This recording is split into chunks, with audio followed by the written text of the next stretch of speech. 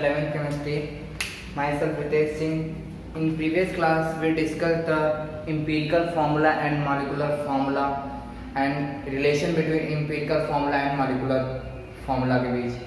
और क्या पढ़े थे, कैसे empirical formula से हम molecular mass से भी निकाल सकते हैं, molecular mass का उपयोग करके हम कैसे बेसिक empirical formula निकाल सकते थे, ये सब हमारे प्रीवियस क्लास में पढ़े। Now next topic is stoichiometry. ठीक है, स्टोकियोमेट्री क्या होता है इसके बारे में पढ़ेंगे। The relative quantity of substance taking part in a reaction or forming a compound typically ratio of whole integer. जो भी होता है, एक रिएक्शन हो रहा है, रिएक्शन में दो चीज होता है, एक होता है रिएक्टेंट और एक पार्ट होता है प्रोडक्ट। ये होता है क्लास 9 में पढ़े हो गए आप लोग, और मैं पढ़ा भी दिया हूँ law of conservation of mass. Law of conservation of मास, ठीक है। लॉ ऑफ कंजर्वेशन ऑफ मास से जितना रिएक्टेंट पार्टिसिपेट होगा उतना है प्रोडक्ट में मिलेगा। ठीक है, जैसे एक रिएक्शन है, मान लेते हैं वाटर का जो रिएक्शन होता है, हाइड्रोजन एक with oxygen, formation of 2H2O, यही था, ये रिएक्शन था। अगर इस रिएक्शन को अभी नॉर्मली लिखा जाए तो कैसे लिखा जाएगा, H2 combine with oxygen, formation of H2O, ऐसे लिखते। फिर हम क्लास 10 में पढ़े थे balance the chemical reaction. Balance the chemical reaction हम कैसे कर सकते हैं, class heat and try method, ये मेथड हम यूज करते थे। क्योंकि क्लास 11th में हम जब रिडॉक्स रिएक्शन पढ़ेंगे तो और भी पढ़ेंगे, आयन मेथड पढ़ेंगे कैसे करते हैं। तो अभी हीट एंड ट्रायल मेथड से हमने क्या किया कि हमें हाइड्रोजन यहाँ पे कितने हैं, 2 है, यहाँ पे हाइड्रोजन ठीक है, यहाँ पे ऑक्सीजन 2 है, यहाँ पे 1 है। हमें बैलेंस करना है, तो बैलेंस करने के लिए हमें क्या करना होगा, यहाँ पे 2 ऑक्सीजन कर देना होगा। तो नंबर ऑफ ऑक्सीजन तो बैलेंस हो गया, इधर भी ऑक्सीजन 2 हो गया, इधर भी ऑक्सीजन 2 हो गया, बट हाइड्रोजन कितना हो गया, 2 दूनी 4 हो गया। हम यहाँ पे 2 कर देंगे तो ये बैलेंस होगा। तो जो भी किसी कंपाउंड या मॉलिक्यूल्स के आगे जो इंटीजर होल नंबर इंटीजर्स होते हैं, जो इंटीजर होते हैं, इसके आगे क्या मान सकते हैं, 1, वही उस रिएक्शन का क्या होता है, स्टोकियोमेट्री। मतलब अगर पूछेगा stoichiometry of hydrogen oxygen in water, तो क्या होगा, 2 और 1, और वाटर क्या हो जाएगा अगर लिखना होगा तो 2। यही क्या होता है स्टोकियोमेट्री। स्टोकियोमेट्री बस क्या होता है, किसी भी एक केमिकल रिएक्शन को बैलेंस करने में जो हमारा इंटीजर यूज होता है वही क्या होता है, स्टोकियोमेट्री। सिंपल सा समझ में कि जो भी हम रिएक्शन को, रिएक्टेंट और प्रोडक्ट को जब हम बैलेंस करते हैं हीट एंड ट्रायल मेथड या किसी और मेथड से भी करें, तो उसमें जो हम इंटीजर का यूज करते हैं, होल नंबर इंटीजर का यूज करते हैं, वही क्या होता है, स्टोकियोमेट्री। ठीक है, तो आप इसे नोट कर लो, स्टोकियोमेट्री क्या होता है। ठीक है, अब हमें स्टोकियोमेट्री पता है कि स्टोकियोमेट्री क्या होता है, कि स्टोकियोमेट्री करते क्यों है, या स्टोकियोमेट्री से हमें क्या क्या इंफॉर्मेशन मिलती है, जो हमें स्टोकियोमेट्री, ये हमें जानना बहुत ज्यादा जरूरी है। ठीक है, तो पहला इंफॉर्मेशन के बारे में हम पढ़ेंगे कि पहला इंफॉर्मेशन क्या मिलता है। पहला इंफॉर्मेशन मिलता है, पहला number of moles of reactant and product, number of moles of reactant and product, मतलब किसी भी रिएक्शन में कितने reactant, number of moles reactant कितने पार्टिसिपेट किए हैं और कितना हमें प्रोडक्ट में मिला है। जैसे एक रिएक्शन ले लेते हैं, अभी वाटर का लिया था, कुछ और ले लेते हैं, जैसे अमोनिया का 3H2 फॉर्मेशन ऑफ 2NH3, यही हुआ ना, बैलेंस है N2 ठीक है, 6 बैलेंस है। ये क्या है, फॉर्मेशन ऑफ अमोनिया, ये है ना, फॉर्मेशन ऑफ अमोनिया। रिएक्शन कैसे, react with nitrogen, reaction of nitrogen with hydrogen, formation of ammonia. यहाँ पे हम क्या देख रहे हैं, नंबर ऑफ नाइट्रोजन के 1 है, मतलब मोल्स की बात करेगा तो नाइट्रोजन गैस कितना मोल है, 1। इससे हम डिफाइन कर सकते हैं 1 मोल नाइट्रोजन है, ये क्या है, 3 मोल हाइड्रोजन है और 2 मोल अमोनिया है। मतलब हमें इससे क्या इन्फॉर्मेशन मिला, जब 1 मोल का नाइट्रोजन और 3 मोल का हाइड्रोजन गैस जब रिएक्ट करेगा तो बनेगा क्या, 2 मोल्स ऑफ अमोनिया। तो हमें पहले इस स्टोइकियोमेट्री से हमें क्या इन्फॉर्मेशन मिलता है, number of moles of reactant, कितने नंबर ऑफ मोल्स कौन कौन रिएक्टेंट में पार्टिसिपेट कर रहा है, और number of moles of product कितना बन रहा है, ये हमें मिलता है। ठीक है, तो आप इसे नोट कर लो। इसके बाद हम सेकेंड पॉइंट डिस्कस करते हैं। इसमें सेकेंड पॉइंट में हम क्या इसमें डिस्कस करेंगे,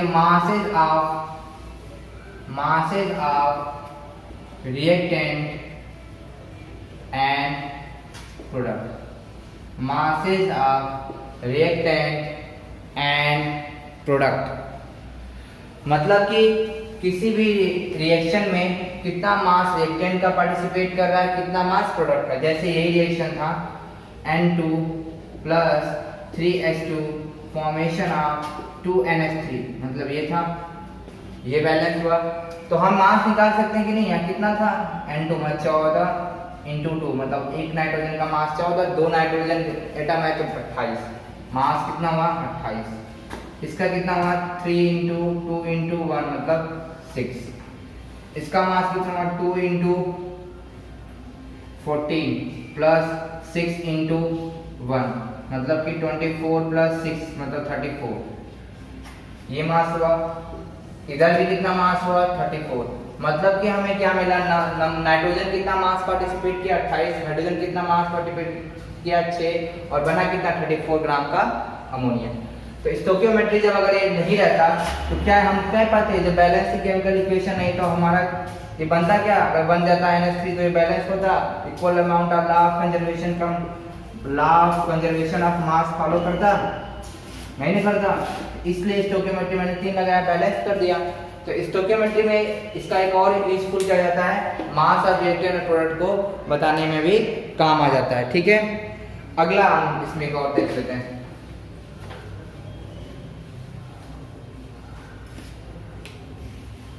तीसरा, वॉल्यूम ऑफ गैसेस,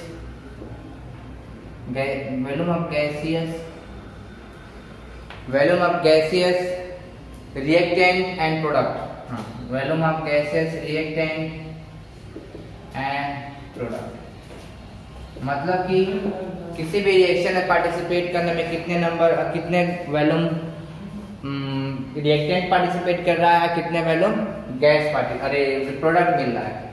ठीक है, जैसे हाँ ये रहता है हाइड्रोजन का ही फॉर्मेशन ऑफ वाटर क्या बना, मान लेते हैं गैस में भी है, ये भी क्या होता है गैसेस फॉर्म है, ये भी क्या है गैसेस फॉर्म है, ये क्या बैलेंस, ये तो हमें यहाँ से क्या मिला 2 वॉल्यूम ऑफ, यहाँ पे 1 वॉल्यूम ऑफ, यहाँ पे क्या बना 2 वॉल्यूम ऑफ, मतलब कि जब 2 वॉल्यूम ऑफ हाइड्रोजन रिएक्ट किया 1 volume of oxygen, then formation of 2 volume of water, मतलब कि क्या है अगर 2 लीटर हम हाइड्रोजन लें और 1 लीटर ऑक्सीजन लें तो जब रिएक्शन होगा तो बनेगा 2 लीटर ऑफ वाटर।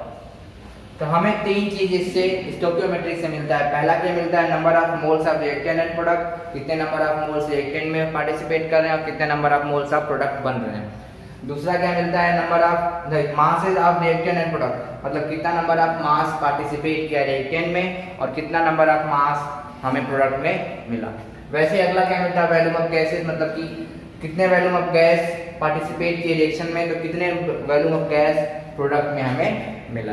तो ये 3 चीज हमारा होता है जो यूजफुल होता है। अगर एक पॉइंट नोट कर लेना, मैं शायद भूल गया हूँ, 1 मोल का जब हम लीटर में करते हैं 22.4 लीटर के बराबर होता है। कह दिया जाए कि 1 मोल ऑफ कोई गैस है, 1 मोल कोई गैस की बात करें चाहे कोई गैस हो तो उसका मतलब कि 1 मोल का मतलब 22.4 लीटर इसका वैल्यूम है। ठीक है, वैल्यूम कितना है 24, मतलब एट एसटीपी मतलब स्टैंडर्ड टेम्परेचर एंड प्रेशर। ठीक है, स्टैंडर्ड टेम्परेचर मतलब 25 degree Celsius temperature and 1 atm pressure, ये होता है स्टैंडर्ड टेम्परेचर एंड प्रेशर। ठीक है, ये कह सकते हैं 298 केल्विन टेम्परेचर एंड 1 atm या 760 mmHg प्रेशर। ओके, तो आप इसे नोट कर लो। नेक्स्ट टॉपिक है लिमिटिंग रिएजेंट।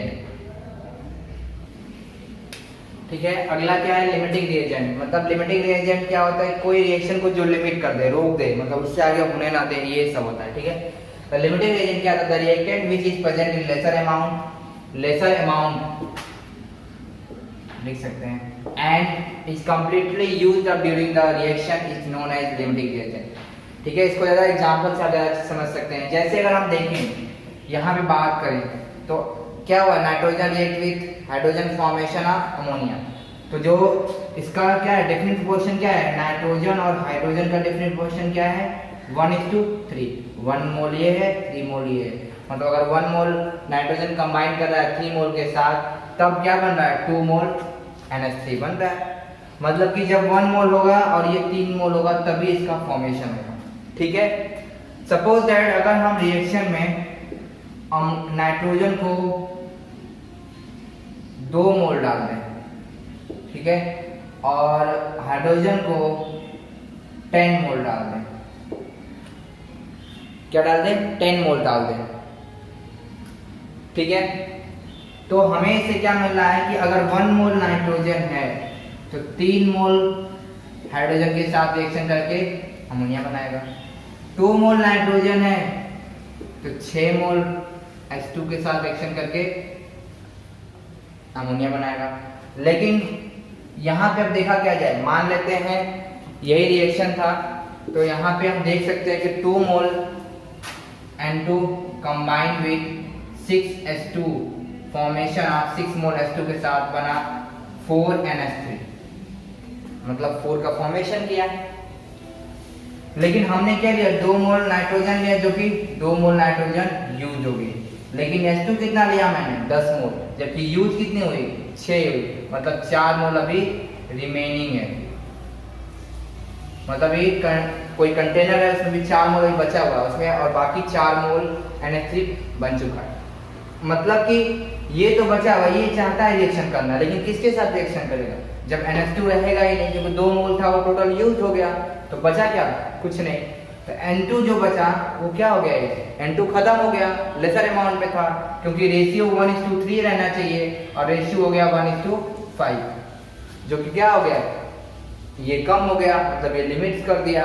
मतलब 1 के साथ 3 कंबाइन करना चाहिए, तो जबकि 1 के साथ 5 के लिए प्रेजेंट है, तो क्या हो जाएगा, N2 लिमिट्स हो गया, मतलब N2 की वैल्यू कम हो गई तो ये क्या करेगा, रिएक्शन को रोक देगा। कहाँ रोक देगा, जैसे ही 2 मोल यूज हो जाएगा और 6 मोल यूज होगा, वैसे ही रिएक्शन पास हो जाएगा। तो इस रिएक्शन में हम क्या कहेंगे, जो रिएक्शन को लेसर अमाउंट में प्रेजेंट करता है वही क्या होता है, limiting reagent. N2 is a limiting reagent, क्योंकि इसने क्या किया, रिएक्शन को लिमिट्स कर दिया। ठीक है, तो इसे आप नोट कर लो। नेक्स्ट टॉपिक है सॉल्यूशन या रिएक्शन इन सॉल्यूशन। ठीक है, नेक्स्ट टॉपिक है सॉल्यूशन या कंसंट्रेशन ऑफ सॉल्यूशन, इसके बारे में हम नेक्स्ट क्लास में डिस्कस करेंगे अच्छे से।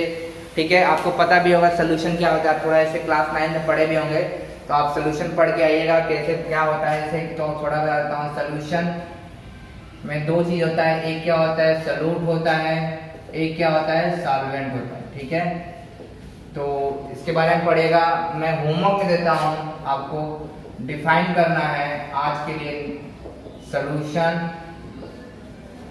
सॉल्वेंट एंड सॉल्यूट के बारे में डिफाइन करना है, आप लिख के रहिएगा।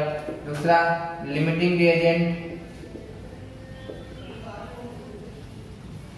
को डिफाइन करना है, इसको भी डिफाइन करना है। और नेक्स्ट है what is stoichiometry, what is stoichiometry. ठीक है, ये आज का आपका होमवर्क है। ठीक है, नेक्स्ट क्लास में हम कंसंट्रेशन ऑफ सॉल्यूशन के, तब तक आप इसके बारे में थोड़ा पढ़िएगा, मैं बताऊंगा। वैसे 2 चीज बताया गया होगा कंसंट्रेशन के बारे में क्लास 9 में, कि कैसे कंसंट्रेशन होता है तो कैसे निकालते हैं, जैसे concentration m/m, mass by mass, concentration volume by volume class 9 में है, चैप्टर नंबर 2 या 3 में, जहाँ आपको डाटा सॉल्यूशन 2nd चैप्टर में है। ठीक है, तो आप इसे पढ़ लीजिएगा। ठीक है, thank you, have a nice day.